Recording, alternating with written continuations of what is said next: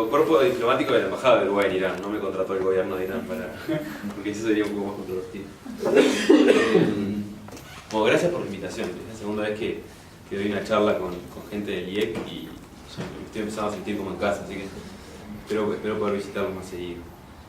Bien, más o menos, como les estuvo contando Seba, ahora en octubre me voy a ir por un periodo de 3 años a cumplir funciones como cónsul de Uruguay en Teherán, la capital de Irán, con circunscripción en algunos otros países también, en Pakistán, en Turquía, en Azerbaiyán. Así que está bueno porque va a ser una visión bastante interesante de la parte más lejana de Medio Oriente, digamos. Y con eso quería arrancar la charla para conversar un poco sobre qué es Medio Oriente, que es una construcción occidental que tenemos hecha nosotros, pero que está bueno clarificarla. Porque Irán es parte de Medio Oriente y también lo son una cantidad de países que escuchamos en las noticias, de los que oímos hablar permanentemente, y a veces se entra en duda de, bueno, ¿qué es Medio Oriente? ¿Tal país está o no es Medio Oriente? Así que antes de empezar la charla quería situarlo geográficamente en la parte del mundo de la cual venía a conversar un poco, ¿no? Entonces, Medio Oriente como lo conocemos o como fue... Claramente Medio Oriente, como se podrán imaginar, es un término europeo. Es Lejano Oriente de la parte de Asia y un poquito antes de eso es lo más cercano a Europa. Y lo podemos definir como el territorio que está básicamente entre Egipto y Turquía e Irán. No sé si... A ver si se ubican acá más o menos donde estamos, en el noreste de África. El país de Medio Oriente por excelencia de África es Egipto, aunque hay visiones de Medio Oriente que también incluyen al resto de los países del Magreb, que es toda la parte árabe de África, todo el techo de África. Sería, digamos, hacia ese lado también incluye Libia, Marruecos, Argelia, Túnez y el Sahara Occidental, si se llega a independizar. Bien. Medio Oriente también incluye la zona del Levante, que el Levante es un término italiano que se empezó a usar porque era de donde cuando se miraba desde Europa, de donde se levantaba el sol. Bien. Y viene a ser el Líbano, Israel, los territorios palestinos, Jordania, Siria e Irak. Por eso el Estado Islámico a veces firma como el EIL, el Estado Islámico de Irak y el Levante, que es esta zona, digamos, más de influencia. También está la península arábiga, bueno, Jordania también, como es un país bastante tranquilo, en el cual no hay grandes conflictos, se escucha menos, pero tiene una princesa que es casi como una reina es casi como una modelo, aparece en la prensa todo el tiempo, y es bastante conocido. Pero es de los países más estables, recibe una cantidad de refugiados sirios de la guerra, al igual que el Líbano. Chipre también se puede considerar geográficamente Medio Oriente, pero como está dividido entre un Chipre griego y un Chipre turco, y tiene un componente islámico, digamos, menor, no se habla tanto de Chipre como Medio Oriente, pero también es parte geográficamente de Medio Oriente. Esta es la península arábiga, una de las partes más importantes de Medio Oriente, de lo que más se habla, porque Arabia Saudita es una de las potencias medioorientales, digamos, uno de los países más fuertes, tanto en población, una población inmensa, como en recursos económicos, es el que tiene los yacimientos de petróleo más grandes. Si bien el tamaño de los yacimientos de petróleo es algo que varía todo el tiempo, pero hoy en día es de los principales exportadores y tiene la voz cantante además en la Organización de Países Exportadores de Petróleo. Acá están estos países que son todos bastante chiquitos en territorio, pero con un PBI per cápita enorme y niveles de desarrollo bastante altos, como lo son Kuwait, Bahrein, Qatar, Emiratos Árabes Unidos. Como Emiratos Árabes Unidos está Dubái y Abu Dhabi, en Qatar está Doha, que son grandes ciudades, que son centros financieros, centros comerciales. Y en la punta acá están dos países que parecen como bastante simétricos, pero no pueden ser más diferentes. Omán es el país más pacífico de Medio Oriente, el Sultanato de Omán tiene una política de neutralidad que podría ser política exterior la Suiza de Medio Oriente. En cambio, Yemen está atravesando una guerra civil de características que podría ser peor que la de Siria, que sale un poco menos en la prensa, pero la situación humanitaria en Yemen es gravísima. Bien, y después un poco más al este tenemos a Irán, que es el otro big player del Medio Oriente. A diferencia de todos estos, Irán no es árabe. Son la civilización persa, que es una civilización completamente diferente, y es uno de los primeros errores que cometemos cuando hablamos de la zona. Sí, yo, bueno, cuando le conté a mi familia que me iba a Irán, lo primero que comentaron es: te vas con todos los árabes, y no son árabes. Y está todo mal si le decimos árabes. No hablan árabe, además de Turquía, son el país de la región que no habla árabe, habla persa, o farsi, como lo quieran decir. Ellos le dicen persa porque farsi es la forma en árabe de decir persa, motivo por el cual también a veces está todo medio mal si decimos farsi. Pero bueno, este es el contexto y el entorno en el cual se encuentra Irán. Que, no sé si me olvidé o mencioné a Turquía, que también es parte de Medio Oriente, pero como tiene un pie mucho más en Europa que el resto, y es otro jugador importante en la zona, digamos.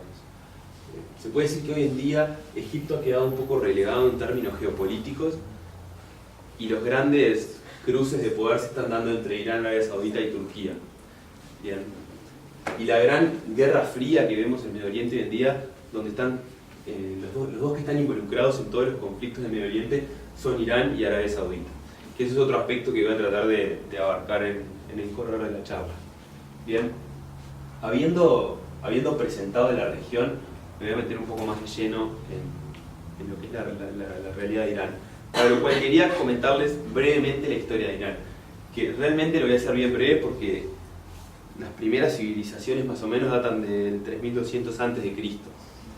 Cuando en estos días preparando la charla fui al archivo histórico del ministerio a preguntar cuándo teníamos marcadas las primeras relaciones con Irán, con Uruguay, y el administrativo del archivo me dijo, no, son viejísimas, de 1903. Yo viejísimas para Uruguay, que en 1903 era un país relativamente joven, pero Irán antes de 1903 cambió de territorio, gobierno, población no sé cuántas veces, y después también, entonces para Irán es un cuarto de hora, es un poquito más de 100 años que tiene las relaciones con Uruguay. ¿Sí?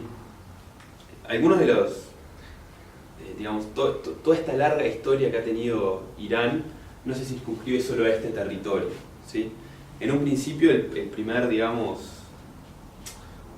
uno de los primeros imperios que podemos decir en la zona es el imperio Ecbatana, siempre me cuesta pronunciarlo, que es de 600 a.C.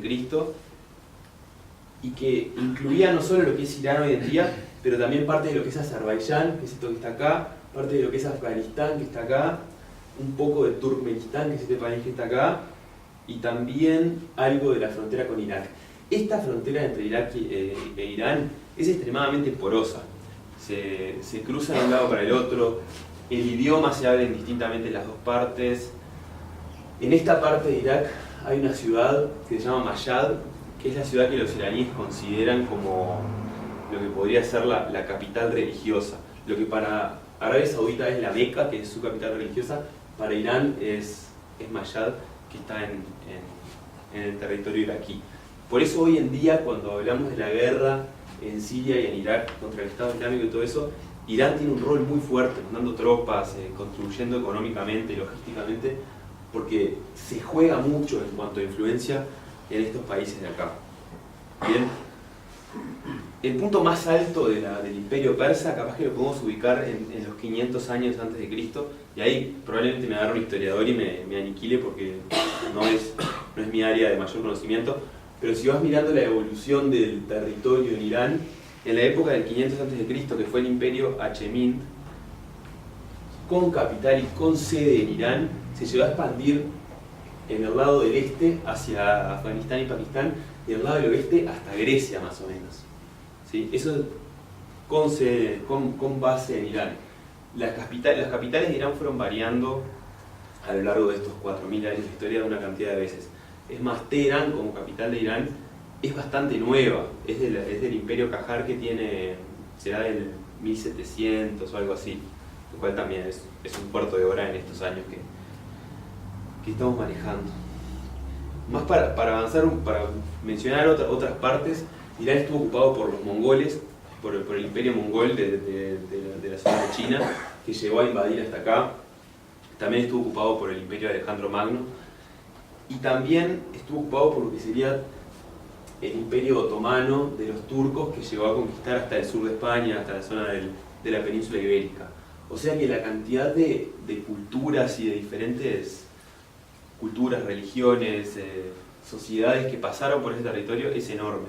Por eso es difícil a veces, y a los iraníes les molesta bastante, por lo que he leído y escuchado, que los circunscriban a musulmanes, árabes o al Islam puntualmente, porque el Islam es una creación relativamente nueva en Irán. Es más, hasta la Revolución Islámica, que fue en 1979, vamos a entrar ahora como en la parte de la historia moderna, la principal religión de Irán no era el Islam, era la religión zoroastra.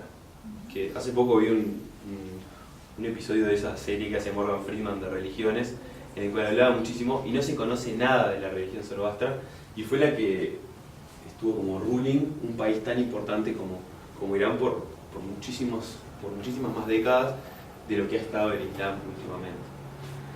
El Islam como factor político en Irán tiene, digamos, su principal peso en 1979 con la Revolución Islámica. ¿Alguien sabe algo de la época de la Revolución Islámica para tener una idea de con qué estamos? ¿Sí? Tengo una leve idea de algunas palabras que pronunció el líder de la revolución respecto a mujeres, pero en Irán la civilización precede a la religión islámica, entonces el Shah de Irán. Cuando le hablo del Shah de Irán a mis abuelas, todos lo conocen porque también era de esas familias que te aparecía en Ola, como el rey de España y el rey de Inglaterra. En su momento eran extremadamente populares, y que aparecían en Ola no es casualidad. Querían marcar una impronta enormemente occidental. Entonces, durante el reino del Shah, de los Shah, del Reza Shah y de Mohammed Shah, que son padre e hijo, Irán se transforma en un país extremadamente occidental. Hace poco vi que Irán había designado el Irán islámico a la primera mujer embajadora, como embajadora en Malasia. Bueno, entro a Wikipedia a mirar no sé qué, y dice, bueno, es la segunda embajadora. La primera fue la embajadora fulanita de Irán en Dinamarca en 1970 y poco.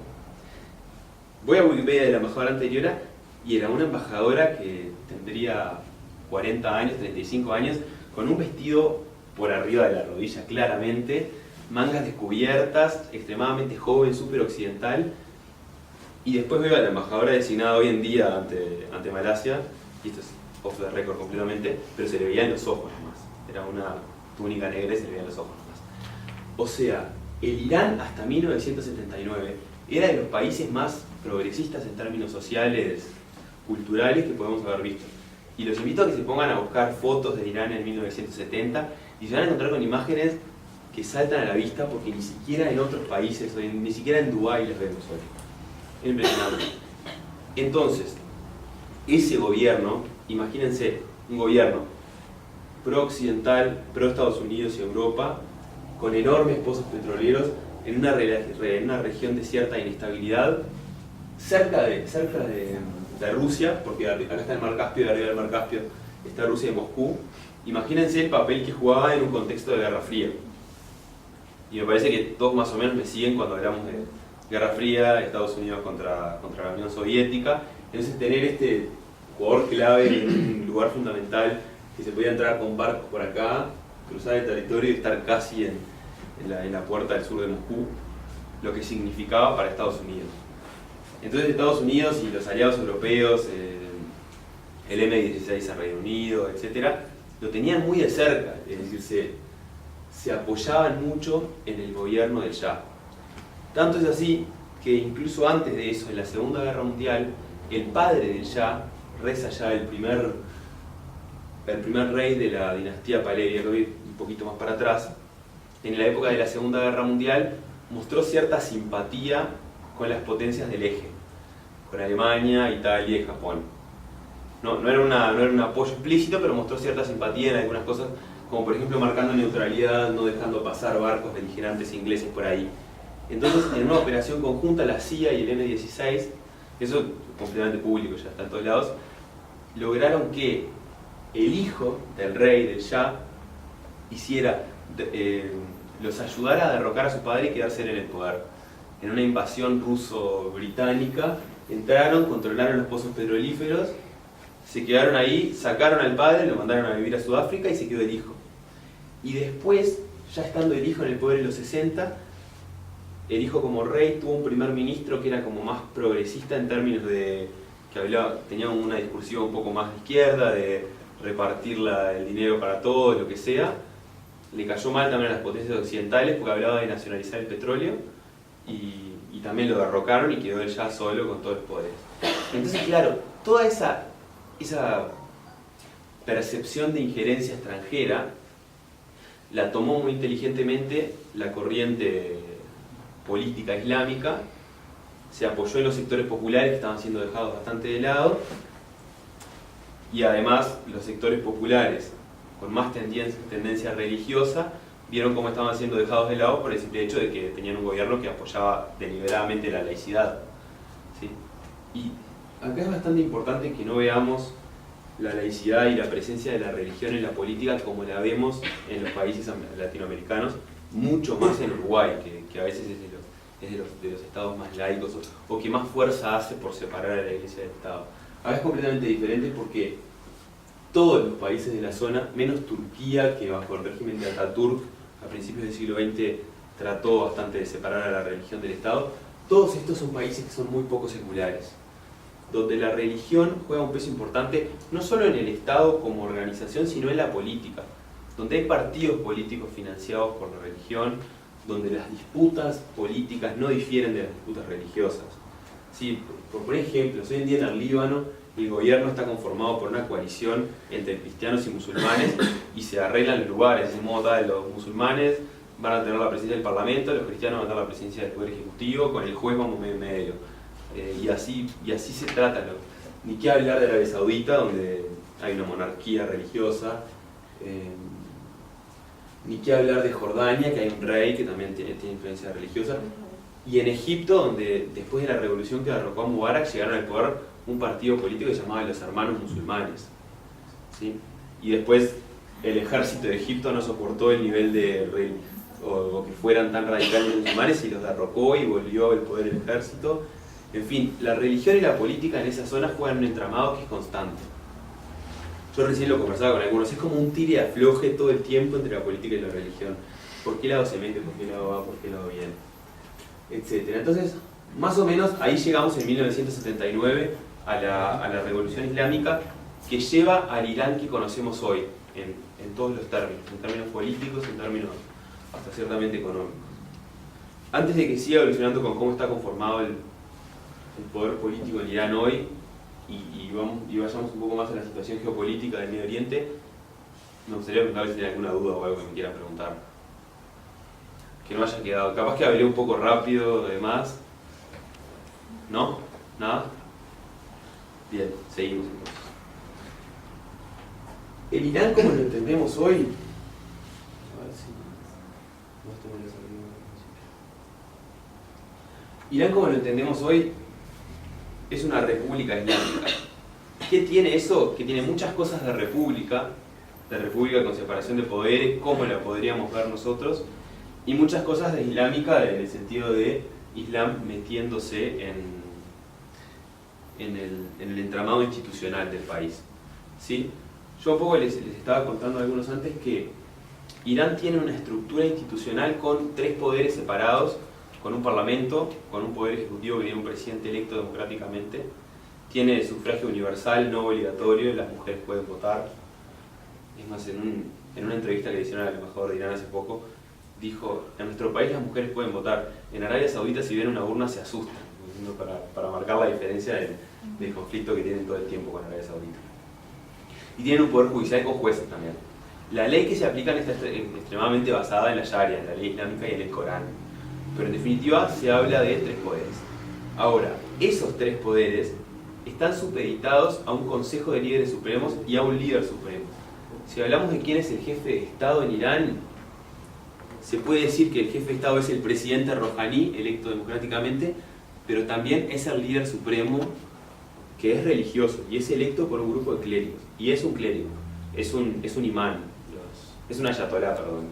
La jerarquía religiosa tiene como lo más alto a los ayatolás, que a diferencia del catolicismo no es uno solo, son varios, y el líder supremo en este caso es un ayatolá, digamos. Bien, entonces este líder supremo tiene poder de veto y el consejo de líderes tiene control sobre las decisiones que tome la república.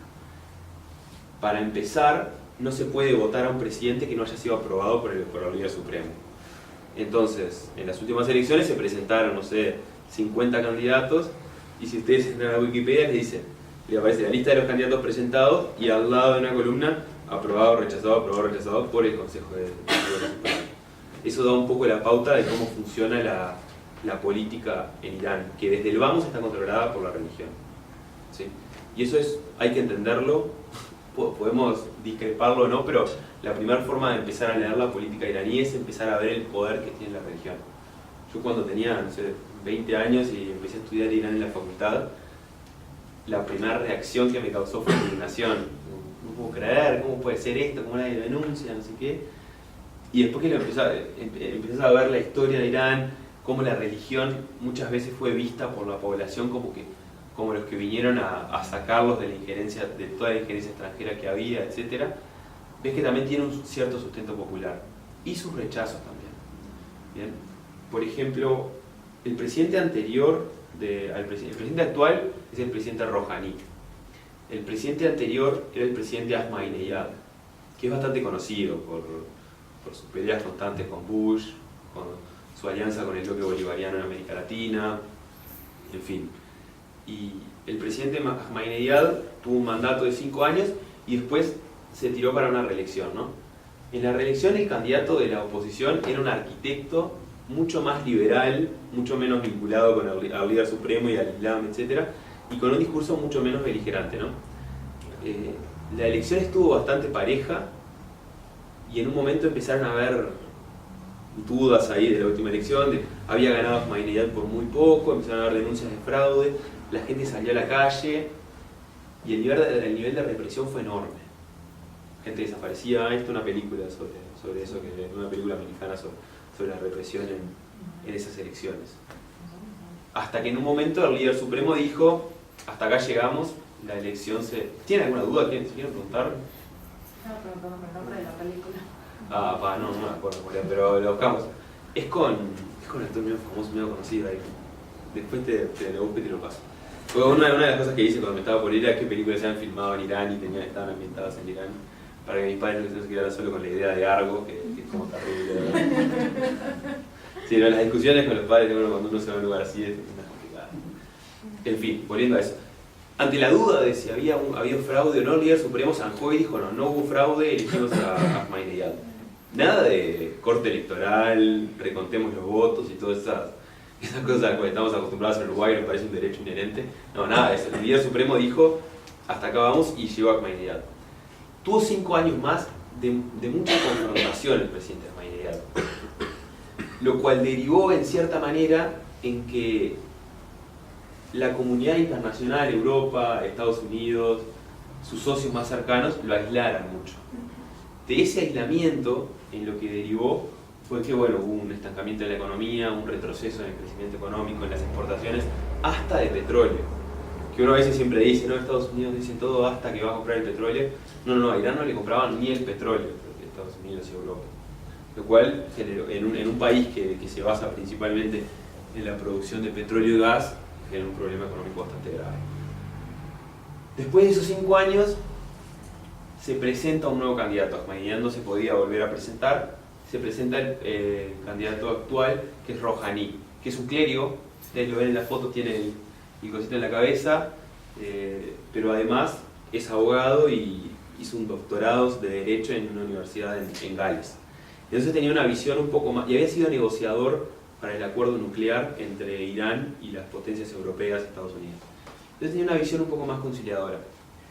Empezó un proceso de apertura de Irán al mundo con el discurso de, bueno, si nosotros nos abrimos al mundo vamos a poder traer más turistas, vamos a poder vender nuestros productos, vamos a gozar de una mejor situación económica. Y prendió, tanto así que empezaron a cosas como, por ejemplo, fue el primero en designar un miembro del gabinete mujer, salía a hacer como campaña diciendo, no, nosotros tenemos más parlamentarias mujeres que hace unos años, cosas que en el Irán anterior ni siquiera se veían, pero siempre con una mano atrás y otra adelante, como progresivamente. Ningún cambio en la política iraní, por lo que he estado viendo y conversando con colegas diplomáticos que han estado allá, es drástico. Como que la población iraní le tiene miedo, le da la sensación de que cada vez que se choca y se va muy fuerte para adelante, se termina ligando una por las malas. Porque claro, está es un sistema democrático acorsetado por los clérigos, digamos. Además tiene un peso enorme el ejército, además de todo eso. El ejército iraní se llaman los guardianes de la revolución. También bastante, si alguien estudió ciencia política y toda la importancia de los nombres en las instituciones públicas, habla un poco de la referencia que hace, ¿no? Son los guardianes de la revolución del 79, que es una revolución islámica para mantener esto como una república islámica. Bien. Tengo miedo de estar haciéndolo como medio elíptico, de que estén entreverando. Viene más o menos bien. No se entiende cómo funciona la estructura institucional de... ¿Sí? Si alguien tiene alguna duda o algo. Bien. Con lo que estaba es, se elige a este segundo presidente, a este nuevo presidente Rouhani, mantiene 5 años de cierta apertura económica, empieza a entablar negociaciones con los grandes poderes de la región, y en el 2017 hay elecciones de nuevo, ¿no? Rouhani se presenta a la reelección como el gran favorito, con el miedo de la comunidad internacional, que lo adoraba a Rouhani porque era la oportunidad de un Irán más abierto, pero con el miedo de que los líderes supremos dijeran, esto es demasiado ya. Entonces se presenta, pero va como tranquilo. Y el otro que se presenta a la reelección, que después de pasar 5 años podía, era Ahmadinejad. ¿Sí? Que, si teníamos que clasificarlo con 2 grandes adjetivos, era con una posición islámica mucho más fuerte, mucho más ortodoxa, pero con cierto nivel de populismo también. Era ese discurso que se le critica a los líderes populistas de ellos contra nosotros, Irán contra las potencias occidentales, los pobres contra los ricos, etc. Con todo ese discurso.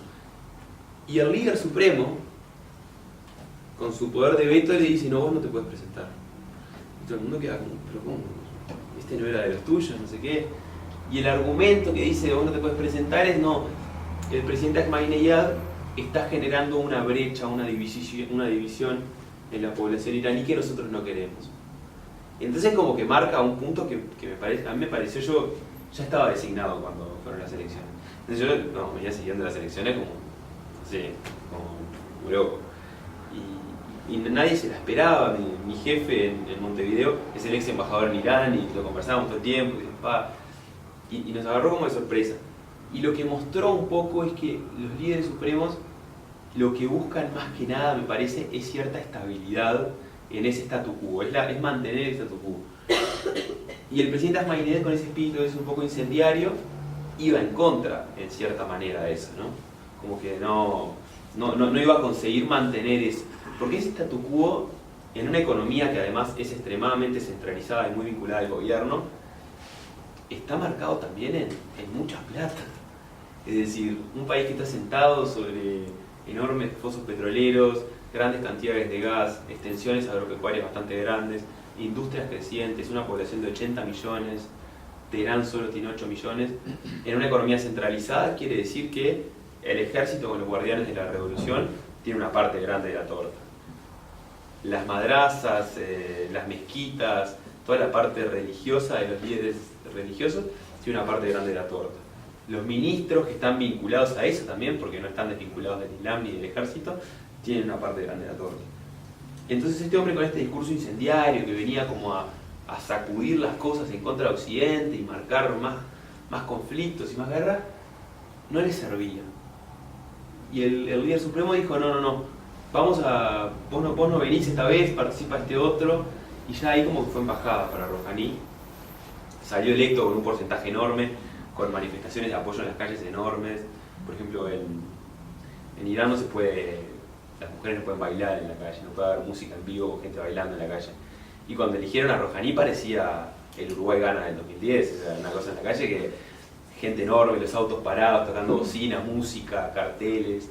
El color del candidato era violeta, entonces era todo violeta por todos lados. Muy sorprendente culturalmente para eso. Y lo que se marcó fue, sigamos en este lento camino hacia un poquito más de progreso. Los líderes supremos, en general, el líder supremo ahora, que es el Ayatollah Khamenei, debe estar en los 80 años, una especie de Fidel Castro. Es el segundo y son electos de por vida. Y los clérigos de la Junta de Líderes Supremos también son bastante mayores, con muy poco recambio.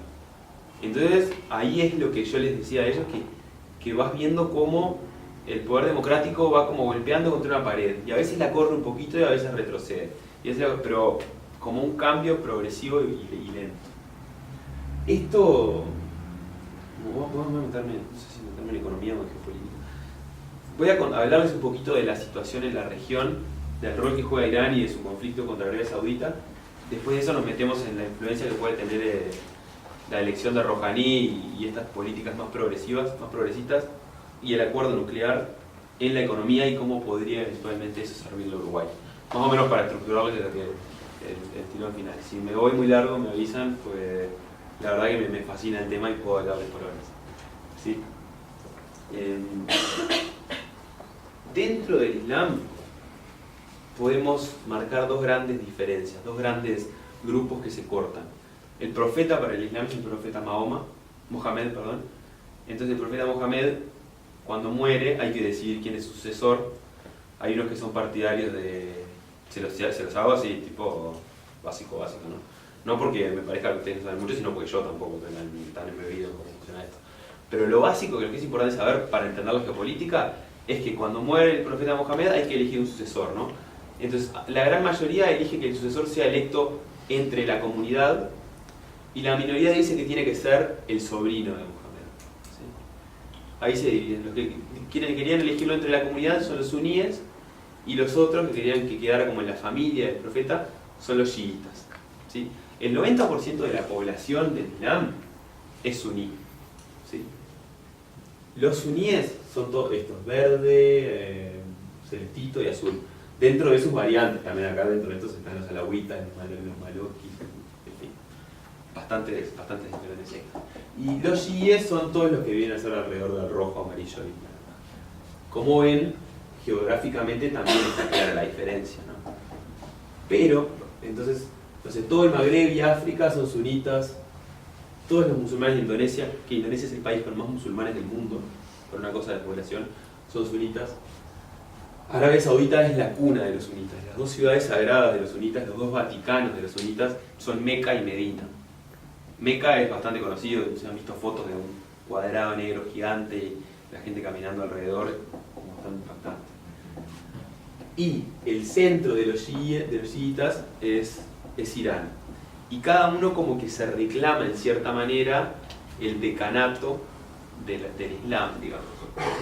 Decanato incluyendo, nosotros somos quienes podemos hablar por el Islam, nosotros somos quienes tenemos las ciudades sagradas del Islam. En Irán hay una ciudad que se llama Qom, que es como la ciudad sagrada, y también otra que se llama Mashhad, que cruza la frontera y está en Irak, pero es como zona de influencia de Irán también. Y son como las ciudades que reclama esta región. ¿Cómo se reparten? Podemos decir que en la zona de la península arábiga es principalmente sunita, liderada por Arabia Saudita por motivos mucho más económicos que religiosos.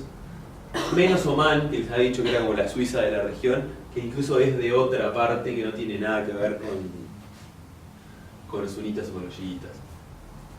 También tenemos que los sunitas están principalmente en Turquía, en Siria son principalmente sunitas, pero el presidente de Siria, Bashar al-Assad, conocido, es chiita.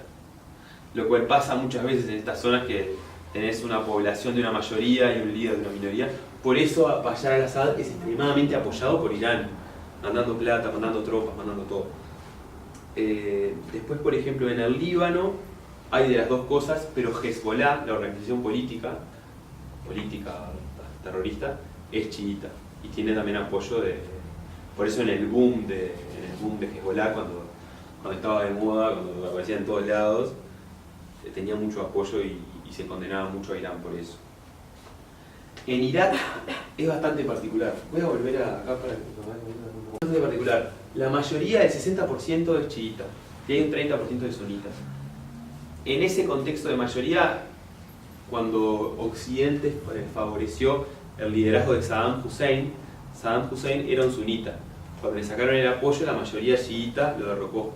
Por eso en los 80 más o menos, cuando en los 80 Saddam Hussein era apoyado por Occidente, y en Irán acababa de aparecer una revolución que era completamente antioccidental. Entonces Occidente le dio mucho apoyo a Irak para generar la guerra entre Irak e Irán, que es una guerra que duró como 9 años. Dicen que cuando mi colega Luis Almagro, que ahora es un poco más conocido que yo, fue como su primer destino, se fue a Teherán y llegó en los 90 y hace los cuentos de que podías en la calle todavía encontrar escombros y bombazos y todo de una guerra entre Irán e Irak, que no quiero apostar las canas, pero estoy seguro que allá en el fondo la conoce, fue mucho más popular que de lo que la conocemos ahora. Una guerra bastante importante. Bien. Siguiendo con la región, más o menos, en Jordania, en Palestina y en el Líbano, en los territorios ocupados de Palestina, está bastante variado y no juega el rol político que juega en otras partes. Pero lo importante acá, y eso lo leí en bastantes lugares y me sorprendió mucho, es que la diferencia entre chiitas y sunitas no tiene tanto una importancia religiosa para la gente a quien en serio le importa el Islam, sino que ha sido mucho utilizado como una excusa para marcar una diferencia geopolítica entre Arabia Saudita e Irán, que son los dos grandes países del Medio Oriente. Son los Francia y Alemania del Medio Oriente, son los México y Brasil del Medio Oriente, son los China y Japón del Medio Oriente. ¿Sí? Son los dos países con más poder bélico, con más poder económico y con más población, que casualmente apoyan divergencias de la misma religión, lo cual genera como una especie de diferencia. A principios del siglo XX, 1920, fue como el mejor momento de la relación política entre Irán y Arabia Saudita. Arabia Saudita Irán estaba bajo la dinastía Qajar, que era bastante neutral.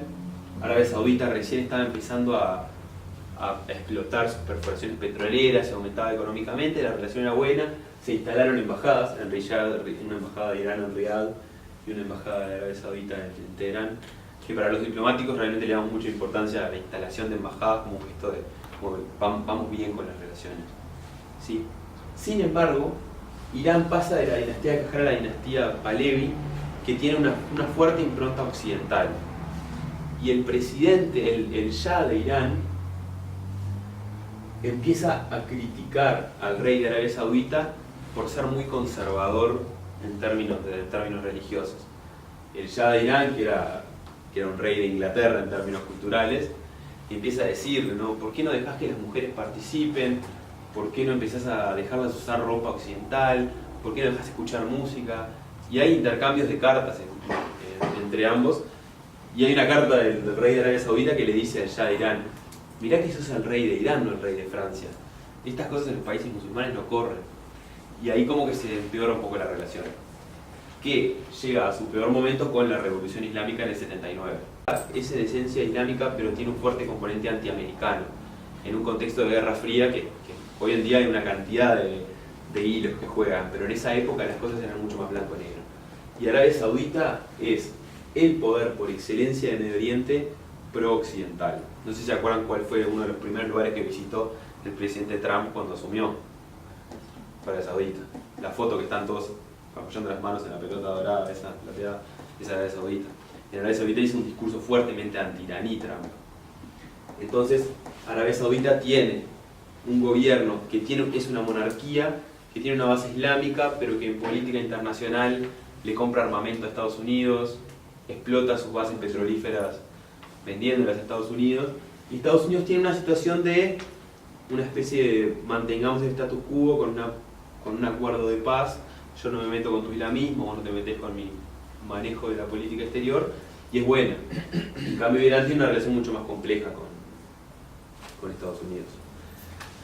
Esta tensión existente entre Arabia Saudita e Irán es típicamente una guerra fría. Si empezamos a ver los conflictos que hay en la zona, todos tienen tropas o plata o armas de ambos bandos. Por ejemplo, en Siria. En Siria hay una mayoría, una población bastante dividida, pero un gobierno claramente chiita, que es el de Bashar al-Assad, peleando contra rebeldes claramente sunitas como el Estado Islámico. ¿Quiénes apoyan al gobierno? Irán. ¿Quiénes apoyan a los rebeldes? Arabia Saudita y la coalición occidental de la OTAN, Estados Unidos, etc. For the record, no estoy diciendo que Estados Unidos apoya al Estado Islámico. Solo estoy diciendo que Estados Unidos y las potencias occidentales apoyan a los rebeldes en Siria, que son un entramado de milicias enorme. dentro de las cuales está el Estado Islámico. El entramado de milicias rebeldes en Siria tiene un gran componente sunita, y las potencias occidentales trabajan con los sunitas en Siria, mientras que Irán trabaja con los chiitas en Siria, que son el gobierno casualmente. Entonces ahí, proxy war, como dicen los americanos, una guerra fría donde ninguno de los dos está en el terreno, no hay botas en el terreno de Arabia Saudita ni de Irán, pero los dos están peleando acá. En Yemen lo mismo. En Yemen había un gobierno sunita apoyado fuertemente por Arabia Saudita porque es su patio de atrás. Así exactamente, para entrar a la costa de Arabia Saudita hay que pasar por penínsulas y por zonas bastante complicadas, pero a través de Yemen es directo. Entonces tener un aliado en Yemen para Arabia Saudita era fundamental. Entonces tenía ese aliado en Yemen hasta que una minoría que no son exactamente chiitas, que son algo así como Houthis, H-O-U-T-H-I, Houthis, que están extremadamente asociados con Irán, empezaron a atacar al gobierno, que derivó en una guerra enorme. Que para el tamaño de Yemen, la proporción bélica de armas y de dinero y de cantidad de gente peleando es desorbitante. Estados Unidos y las Naciones Unidas han empezado campañas para terminar el hambre en Yemen y empezar a mandar plata y alimentos a Yemen, porque está completamente destruido. Y un caso bastante parecido que pasó fue el de Qatar. No sé si llegaron a escuchar de la crisis diplomática con Qatar, que por supuesto no terminó ni mucho menos en una guerra ni nada, pero Arabia Saudita lo que trató hasta el momento fue de mantener la región de la península arábica con cierto orden, y con cierto orden que le respondieran a ellos, ¿no? Eran todos principalmente sunitas, sobre todo las petromonarquías de la zona, que son chiquitas con mucha plata y que en general no generaban problemas. Bahrein es la más chiquita, ni siquiera se ve acá, es una isla, una ciudad-estado tipo Singapur, cuya única conexión física con el resto del mundo es un puente con Arabia Saudita. Tiene una población separada entre sunitas y chiitas, pero un gobierno claramente sunita, que Arabia Saudita lo apoya todo el tiempo. Y cosas que he leído y escuchado dicen que cada vez que hay mucho problema, y ha habido cierto alboroto en Bahrein en estos días, el puente se llena de tanques saudíes que van a apoyar al gobierno y se terminó el problema, ¿sí? Emiratos Árabes, que es esto de acá, son una cantidad de emiratos como un gobierno confederado, también son gobiernos principalmente sunitas, pero que no se meten con nadie, que tienen intereses principalmente económicos, no responden a ningún gran poder, son todos parte del grupo de cooperación del Golfo, que es un grupo principalmente liderado por Arabia Saudita, pero que las iniciativas que les importan son las iniciativas económicas. Están para que Dubái sea el futuro del mundo, para que Abu Dhabi tenga también cierta importancia, para las energías renovables, etc. Qatar, que es el más grandecito de acá, cuya capital es Doha, tenía una posición bastante parecida a la de Emiratos Árabes, pero empezó a marcar cierta tendencia independiente y empezó a generar acuerdos, a hacer visitas a Teherán. El presidente de Qatar, el emir de Qatar, iba a Teherán y se veía con el presidente, hacían reuniones y empezó a decir, bueno, nosotros no queremos estar peleados con nadie, no sé qué, y a Arabia Saudita no le cayó nada bien que el hermano menor de la zona hiciera eso. Entonces, lo primero que hizo fue retirar embajadas, no solo de Arabia, sino de los países vecinos. Arabia, Emiratos y Bahrein retiraron embajadas de Doha, de la capital de Qatar. Doha siguió con sus posiciones y el acto seguido fue hacerle un bloqueo aéreo y comercial. Entonces, hoy en día no se puede volar desde ninguno de estos países hasta Qatar. Imagínense, no se me ocurre una relación, pero es como que Francia y Alemania le cierran las puertas a Luxemburgo, una cosa así, es decir, son completamente dependientes económicamente y los complicó de varias maneras este bloqueo. Fue un estilo Brexit tan... Sí, bueno, el Brexit fueron ellos que se quisieron ir, Por eso fue opuesto, digo, en el mismo sinónimo. ¿Cómo decir? Qatar lo que dijo es, yo no tengo problema de ser aliado con mi región, pero quiero tener una política exterior independiente. Si me sirve negociar con Irán, voy a negociar con Irán. Y no por eso quiero dejar de negociar con Arabia Saudita. Y lo boicotearon. Fue un boicot, es la palabra exacta. Entonces, le hicieron un bloqueo también Arabia Saudita es una península como podría ser Dinamarca de Alemania. Es una península cuyo único acceso al mundo terrestre es a través de Arabia Saudita. Entonces, un bloqueo, y además la aerolínea de Qatar es Etihad, no, Qatar Airways, que lo hace como un hub central aéreo. ¿Por qué? Porque tiene a Dubái al lado, porque está cerca de todos estos países del mundo, pero hacerle un bloqueo aéreo le complica la existencia a su principal aerolínea y le complica la existencia a Doha, que es un centro financiero y comercial mundial. Es más, hace poco leí una noticia que no sé cuán cierta era, pero que decía que Doha, por temas económicos y por el tamaño de su población, importaba leche de los países de la región. Entonces tuvieron que empezar a crear tambos como de apuro y empezar a producir leches ellos, porque estaba complicando el sustento alimenticio al tener un bloqueo de todos los países de la región.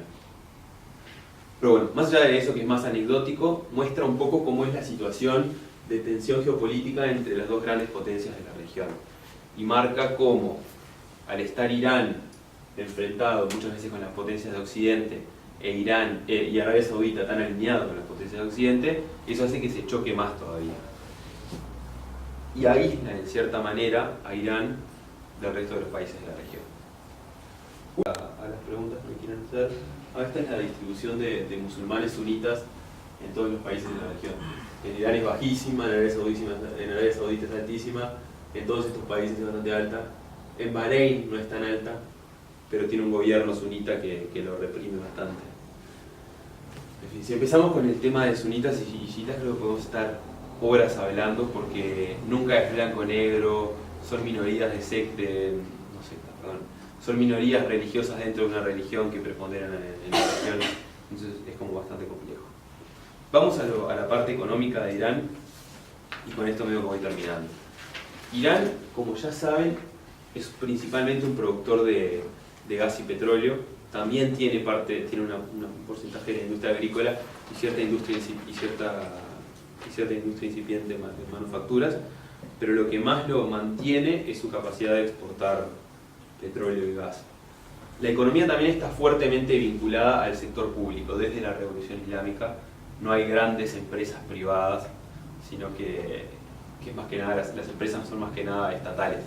Eso hace que el trabajo a veces de la embajada sea más importante, porque cuando va cualquier empresa uruguaya que quiere venderle a Irán o que quiere comprar de Irán, tener un link gubernamental le sirve mucho para que el interlocutor de la empresa iraní, que es pública, sea también público, como para adaptarse un poco al ambiente.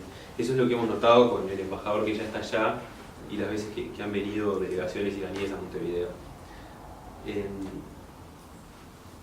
A raíz de, primero la Revolución Islámica, después la guerra contra Irak y la voluntad iraní de empezar a enriquecer uranio y transformarse en una potencia nuclear también, fue que primero Estados Unidos, después la Unión Europea y después las Naciones Unidas decidieran implementar sanciones en Irán. Entonces, si hoy en día buscan en Google Irán, es muy probable que la siguiente palabra que les sugiera sea sanciones, porque las sanciones a Irán se transformaron en una parte bastante importante de la política regional. Las sanciones hablaban de asset freezing, de congelamiento de fondos, de control de armas, de que no podían ir y venir armas desde Irán, y también leí algunas cosas, había algunas cosas de control de movimientos de personas, pero que no fueron lo más importante. Lo más importante fue que no se podía llegar con fondos, llegar con dinero a Irán, y que no podía haber un tráfico de armas, ni siquiera ilícito ni nada, vinculado con Irán. Eso no era solo con el gobierno de Irán, sino con personas iraníes o con empresas que trataran de negociar con Irán. Por ejemplo, si el Citibank de Uruguay quiere hacer una transferencia de fondos al Misa Bank de Teherán, se lo van a controlar desde Nueva York y le van a decir, no puedes hacer esto. En eso se basan las sanciones, básicamente. Ahora, el gobierno de Rouhani, el presidente que vino después de Ahmadinejad, que les dije que tenía una política mucho más progresista, ¿bien? Con este proceso que hubo de acercamiento a Occidente por parte del presidente Rouhani, se decidió que la OEA fuera y controlara cómo Irán iba a reducir su enriquecimiento de uranio. a los niveles que los redujo ahora, que terminó en las negociaciones al final de la administración Obama, en los últimos meses, que decretaron que Irán ya no había enriquecido uranio a los niveles necesarios para hacer armamento nuclear y que las Naciones Unidas levantaran las sanciones. Bien, Naciones Unidas levantó las sanciones, lo cual abre una enorme perspectiva de oportunidades para exportar por parte de Uruguay. Que es una espada de doble filo. ¿Por qué? Porque los compradores iraníes que podían comprarle productos uruguayos van a empezar a comprarle más. Pero por otro lado, van a haber una gran cantidad de exportadores de todo el mundo que van a poder comprar a Irán. Que es un mercado que con el levantamiento de las sanciones va a empezar a crecer y va a tener más capacidad de compra y más acceso al crédito. Y que en nuestro caso es completamente complementario. ¿Por qué? Porque es un enorme productor de productos minerales cuyo territorio, he traído un mapa geográfico, no me di cuenta, pero cuyo territorio está casi en un 80% en un desierto. Entonces, si nosotros somos 3 millones y producimos alimento como para, no sé, 10, 50 millones, Irán es al revés, son 80 millones y producen alimento para muchos menos. Entonces son un comprador neto de alimento y un productor neto de energía, contrariamente inverso a lo que somos nosotros. ¿Qué es lo último que ha pasado? Bueno, la elección en Estados Unidos y un presidente con una retórica bastante en contra de Irán, lo que ha derivado en que en cierta manera, si bien se levantaron las sanciones de los Estados de las Naciones Unidas y la Unión Europea está teniendo una posición mucho más pro-Irán, mucho más, no pro-Irán, pero de un acercamiento a Irán, el presidente de los Estados Unidos no está de acuerdo, dice que el acuerdo estuvo mal firmado, que no debería haberse firmado el acuerdo y que unilateralmente Estados Unidos todavía no está como para levantar las sanciones. Y eso genera un poco de incertidumbre en una situación que se veía como positiva para la economía iraní, ¿no? Y en definitiva para los intereses comerciales de nuestros países. Entonces ahora ha habido como una especie de pulseada. Por un lado, eso es lo que dice el presidente de Estados Unidos, pero por otro lado, Reino Unido abrió su embajada nuevamente en Irán, Francia firmó un acuerdo con la petrolera o productora de energía Total, que trabaja mucho con Irán, firmó un acuerdo para empezar a comprarle más, para empezar a comprar petróleo, a producir derivados del petróleo juntos, etc. Y ahí va como un tirafloje. Hay voces dentro de la Unión Europea que dicen deberíamos acercarnos más a Irán porque nos sirve económicamente. Hay voces que dicen si Estados Unidos dice que no, ¿por qué vamos a llevarle la contra a un aliado? Y en ese vaivén es que va. Cuando asumió el presidente Rouhani, que fue en agosto, hizo una campaña enorme Irán, en todas sus sedes diplomáticas, en Montevideo y en una cantidad de otros lugares, para que los países fueran a la asunción de Rouhani, no con el embajador que está en Teherán acreditado, sino que mandaran a alguien importante. Entonces querían que mandáramos, no sé, a Vázquez, al vicepresidente, al ministro, a lo que fuera. Uruguay al final terminó yendo con el senador Michelini, usted adelantaba porque no sé qué, pero en definitiva Irán tiene la concurrencia de Armenia también, y el padre de Michelini fue quien reconoció el genocidio armenio, y eso abrió ciertas puertas.